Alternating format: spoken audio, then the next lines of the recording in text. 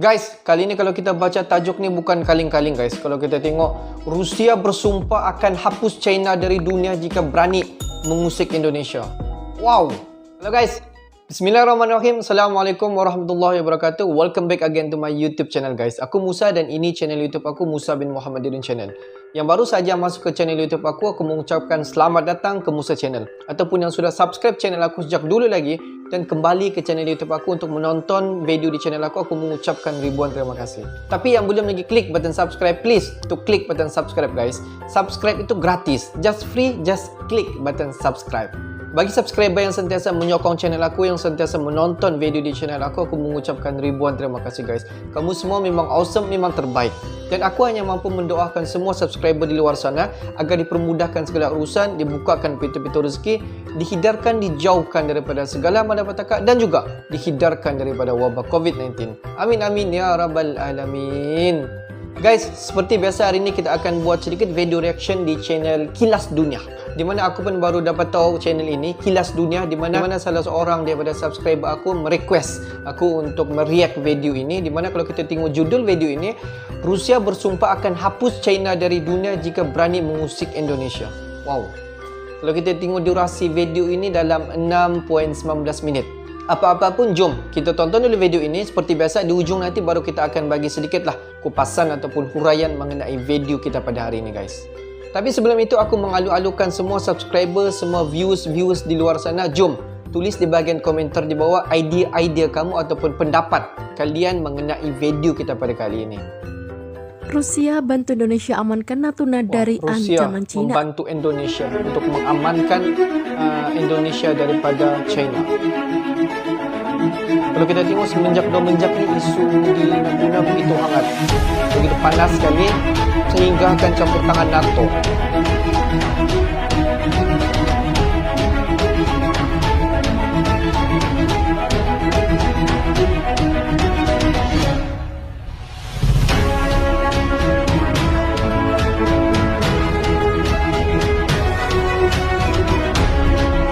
Oke, kita masih menanti, terus menanti. Dan kalau kita tengok, Rusia ni adalah sahabat kepada Indonesia. Kalau kita tengok tajuk ini, tidak mustahil Rusia akan membantu Indonesia dalam melawan China.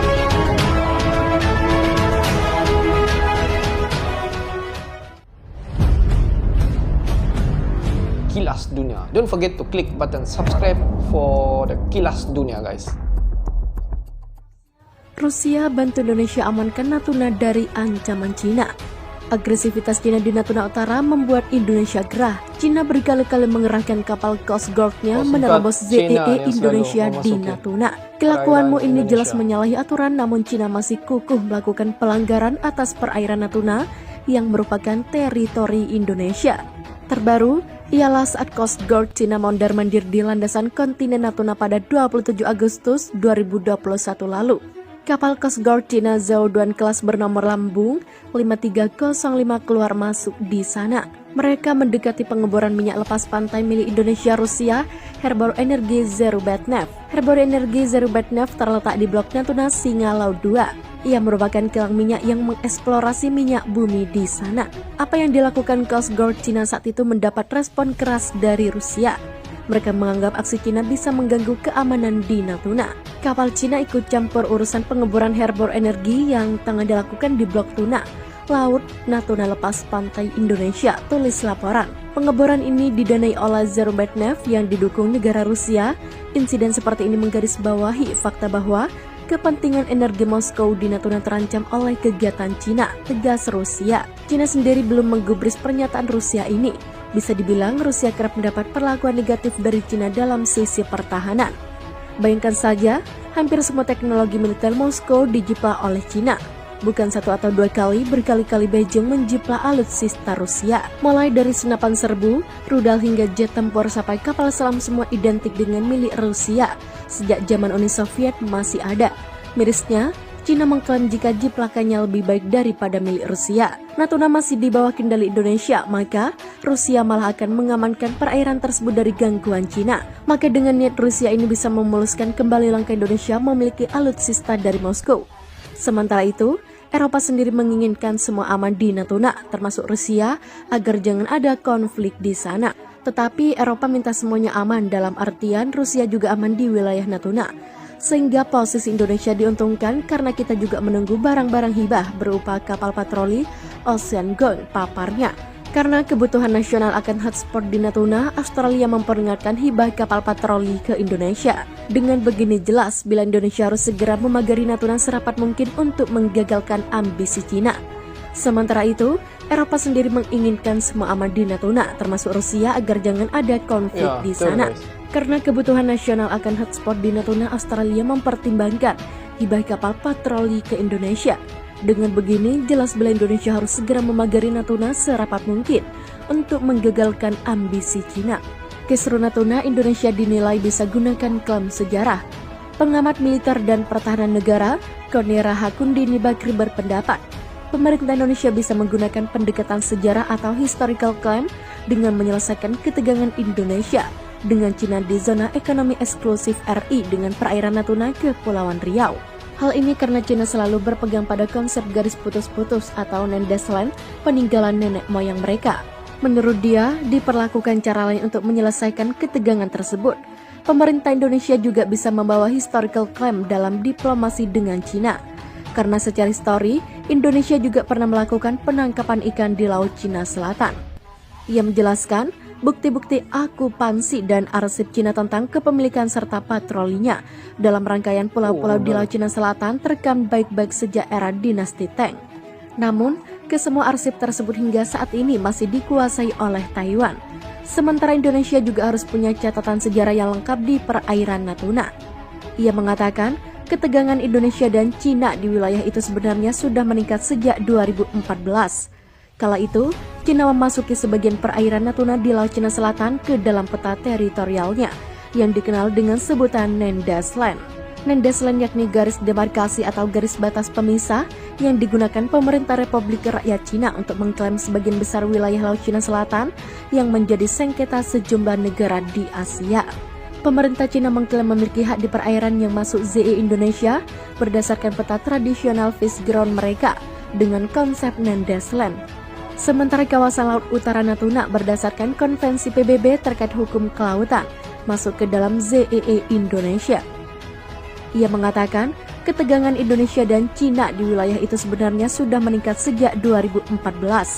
Kala itu, Cina memasuki sebagian perairan Natuna di Laut Cina Selatan ke dalam peta teritorialnya yang dikenal dengan sebutan Nendesland. Namun, kesemua arsip tersebut hingga saat ini masih dikuasai oleh Taiwan. Sementara Indonesia juga harus punya catatan sejarah yang lengkap di perairan. Sebenarnya kalau kita tengok isu di Natuna ni lama sudah berlaku, sejak dulu lagi. Di mana kalau kita tengok China ni, dia tidak pernah mengakui ataupun tidak pernah setuju mengenai 9 garisan putus-putus di peta yang telah termaktub sejak dulu lagi. Sebenarnya kalau kita tengok sejarah, semua di peringkat NATO, di peringkat PBB yang telah mengakui bahawa Pulau Natuna itu adalah kepunyaan Indonesia sendiri. Dan banyak sebab dan banyak fakta yang menyatakan bahawa Natuna itu memang kepunyaan Indonesia. Tapi biasalah, untuk kepentingan pribadi dan juga untuk kepentingan ketenteraan, untuk kepentingan strategi perang, China sanggup untuk melanggar semua undang-undang ataupun untuk melanggar perjanjian yang telah dibuat sejak dulu lagi untuk mendapatkan Natuna daripada Indonesia. Dan kalau kita tengok tajuk ini pun, di mana tajuk ni kalau kita tengok, Rusia bersumpah akan menghapuskan China dari dunia jika berani mengusik Indonesia. Dan kalau kita tengok di ruangan komentar, ramai yang setuju dan ada juga yang mengatakan, betulkah Rusia ini akan sanggup bekerjasama dengan Indonesia untuk lawan dengan China?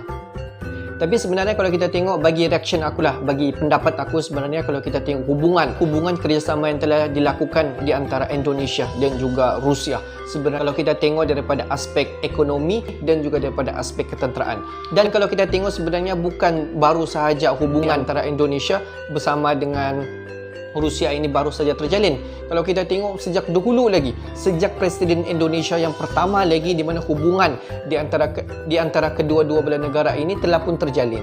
Di mana kalau kita tengok, benda ni tidak mustahil di mana Rusia akan turun padang untuk membantu Indonesia untuk melawan China daripada untuk menghadapi masalah isu di Natuna. Dan kalau kita tengok daripada aspek lain, sebenarnya Rusia tiada pun menjalinkan apa-apa hubungan kerjasama bersama dengan China. Jadi kenapa Rusia perlu membantu China? Jadi di sini terang-terang kita dapat nampak bahawa Indonesia akan dibantu oleh Rusia dalam menyelesaikan masalah ini.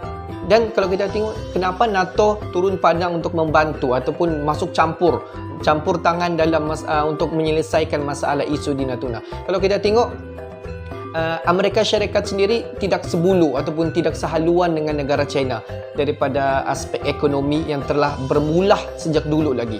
Sebenarnya kalau kita tengok negara China pada masa kini secara perlahan memakan ekonomi Amerika Syarikat untuk menguasai ekonomi di dunia. Sebab itulah kenapa Amerika Syarikat tidak sebulu dengan China. Okey guys, untuk hari ini itu saja sedikit information yang aku bagi. Dan aku mengharapkan bahawa idea ataupun pendapat ataupun reaction aku mengenai video ini dapatlah memenuhi kriteria apa yang subscriber di luar sana mahu. Okay guys, yang menonton video aku dari mula sampai habis, aku mengucapkan ribuan terima kasih guys. Kamu memang awesome, memang terbaik. Tapi yang belum lagi klik button subscribe, please to klik button subscribe guys. Subscribe free, gratis. Apa lagi? Mantap. Tapi jangan lupa untuk klik button subscribe. Okay? Akhir kata daripada Musa Channel. Thanks for watching my video. Assalamualaikum warahmatullahi wabarakatuh. See you the next video.